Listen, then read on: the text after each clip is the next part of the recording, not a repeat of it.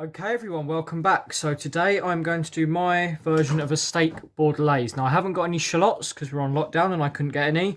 So I'm going to use an onion. So strictly speaking, I guess this probably isn't really, a bordelaise. But everything else is more or less as it would be. So what I'm going to do is I'm just going to finely dice this onion. Now, this recipe is for 2 people. So you would normally use 1 shallot finely diced. Okay, so I'm going to finely dice this.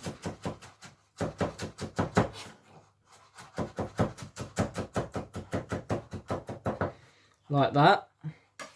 Now what I'm going to do is I've got 13 grams of butter, which I'm going to put into my saucepan. Now I'm just going to get that heating up off camera. So while I'm waiting for that butter to melt and heat up, I'm going to crush and peel 2 cloves of garlic. Okay, so now that butter's melted, I'm just going to add my onions.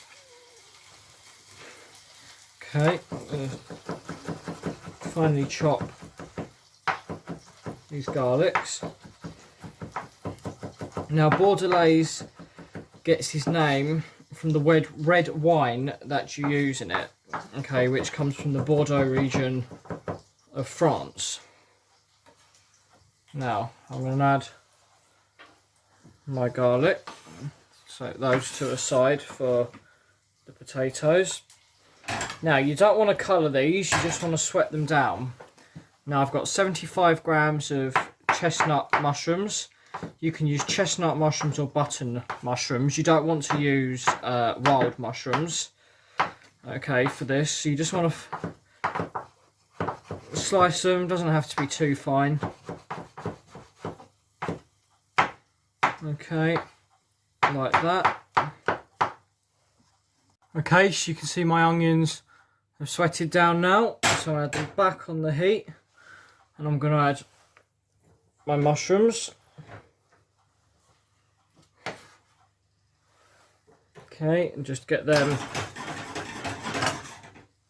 starting to cook down. So once they're in, you want to add a generous amount of good quality red wine. I'm going to add about 100 ml to that. And now you want to reduce that down by about a half. Okay, so I'm going to bring this to boil and just simmer it for about 3 to 4 minutes. And as soon as it's thickened, add 250 millilitres of beef stock.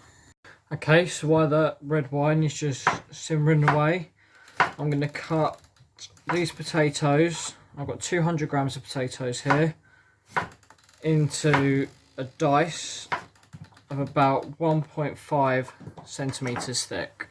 Okay, so I've got my dice there. Now obviously if I was cooking this in a professional environment, then I'd make sure all these were uniformed, but as I'm cooking at home, I'm not going to worry so much.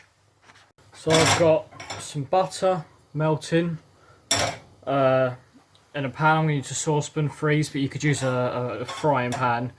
Would probably be better for this. And once it's melted, I'm going to add my potatoes. Now what you're going to do is I'm going to use 2 cloves of garlic, crush them lightly, and I'll chuck them in with it. So lots of butter, garlic, and the potatoes in. You want it to be on a really high heat to give it that colour and that outer brown mild reaction to start off with. Don't worry about cooking them all the way through yet, just have the heat high and give them that brown sear on the outside. Okay, so you can see I've got these on a really high heat, getting colour. Now my red wine is reduced down, so I'm going to add my stock. Keep that heat up and allow that to boil away for 6 to 8 minutes. Now the real trick with this sauce is to let that red wine reduce down before you add the stock. Okay, so now you'd want to add fresh thyme. I haven't got any because we're in lockdown, so I'm going to add some dried thyme. Now, what you could use in this is something called calvaneros, which is a bit like a dark black cabbage, or a curly cow. I haven't got any of that, so I'm going to use some of these frozen spinach briquettes. Okay. Now I don't know how the moisture is going to react with those potatoes. So what I'm going to do is I'm going to put the lid on and just let that all steam in there to help cook that spinach and further cook those potatoes. Now, the steaks. I've got these 2 steaks here. Not the best quality because thanks to lockdown these have been frozen. You can use rump steaks, sirloin steaks, okay? Now the quality points that you would normally be looking for. So to start off with the colour, okay, so you've got the different proteins and colour pigments in the meat, and obviously as the meat gets older and it ages, it's going to start to go more darker colour. So what you're going to be looking for is sort of a deep reddy purple to sort of like a pink colour. Now the fat, you want it to be a creamy white. You can see this fat, I don't know if it shows up on the camera, is fairly yellow. Okay, so this isn't the best quality. You can also see that this fat is quite rubbery, okay, and manoeuvrable. Now what you're looking for ideally is for it to not only be like a creamy white but also flaky and hard, almost waxy. Okay, so that's a good quality point. The marbling, in a domestic environment you're not likely to have particularly good marbling on your steaks. That's something you more get in your restaurants. Okay, so I wouldn't worry too much about your intramuscular fat. Now I'm just going to simply season these steaks with some salt, okay, and some pepper. Now I'm going to do that on both sides. Once you've seasoned them, just add a little bit of extra virgin olive oil and coat. In the meantime, while you're doing this, make sure you've got a hot griddle pan heating up on the stove. You could use a frying pan as well, but I'm going to use a griddle pan today, so hopefully I get some nice sear marks. So now these steaks are coated, we are going to move over to the pan. Okay, so I've got my pan heating up. I'm going to add my steaks. Now that is the sound that you want. You want to be able to seal the outside of that steak to trap those juices in. Now you're going to cook these for probably about 4 to 5 minutes on each side. What we're going to be aiming for is a medium rare. Okay, so what I normally like to do is I add butter into the pan with the steaks, and I'd normally add 2 cloves of crushed garlic, some rosemary and some thyme. As I've already got thyme in with my potatoes, I'm not going to add rosemary and thyme to my steak today, but I am going to use the butter, and as that melts I'm just going to baste the steak, nap that steak with a spoon, okay, just to give it that real sort of buttery richness. Okay, now that my steaks have reached a core temperature of about 60 degrees, which should be enough for medium to medium rare, I am going to take them out, okay, and put them on a plate to rest for 8 minutes. This one doesn't seem to want to come out of the pan. Okay, I'm now going to add some parsley to my sauce. If you had fresh parsley, that would be better. I don't, as we're in lockdown and my parsley plants haven't come up yet, so I'm just going to use dried parsley. Now what I'm going to do, because I've still got loads of flavours still in this steak pan, is I'm going to pour some of my Bordelaise sauce into that. Okay, I'm going to deglaze my pan because all of that residue in there is flavour. I'm just going to glaze it,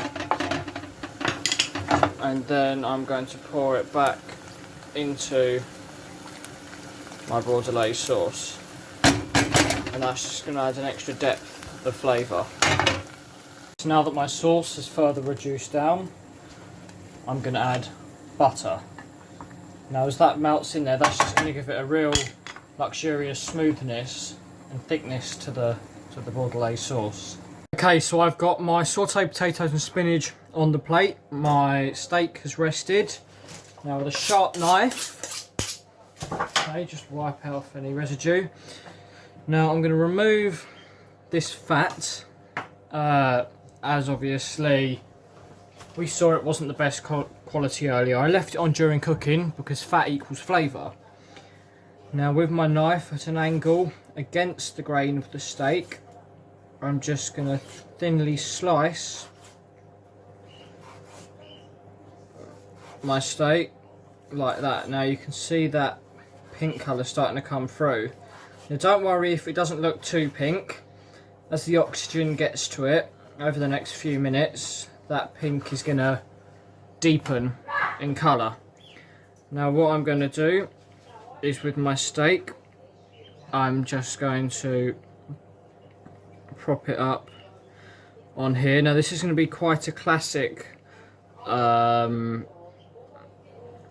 interpretation and presentation of a steak bordelaise. You can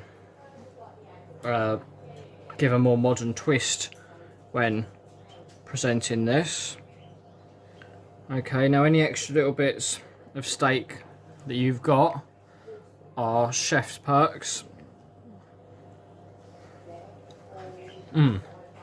That's really nice, that. Okay, so now I've changed my presentation style for this one.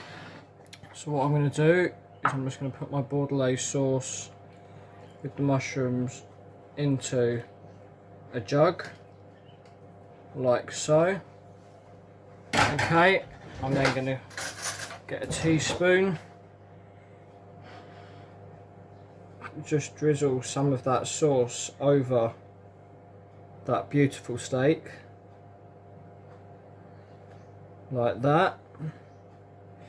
Okay, with the sauce on the plate, and that is my quick steak quarantine bordelaise.